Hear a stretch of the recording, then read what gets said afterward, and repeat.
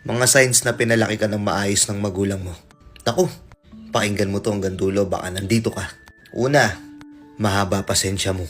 Kahit may mga sitwasyon o may mga taong nakakapiko na, o may mga senaryo na may gusto kang makuha o gusto mong marating, di ka nagmamadali. Ino-observe mo muna yung isang bagay. Hindi ka napipikon dun sa taong yon kasi mas inuuna mong obserbahan muna siya.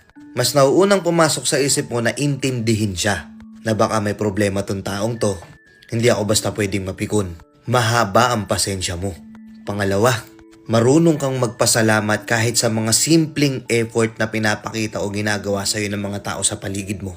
Hindi yung kagaya ng iba na ginawan mo ng pabor pero hindi marunong magpasalamat. Na pinakitaan kanya ng effort pero wala kang pakialam sa kanya. Dapat lang gawin mo yan. Di ko kailangan magpasalamat sa'yo. Kung pinalaki ka ng maayos ng magulang mo, marunong ka magpasalamat kahit sa mga simpleng bagay. Malaki man yan.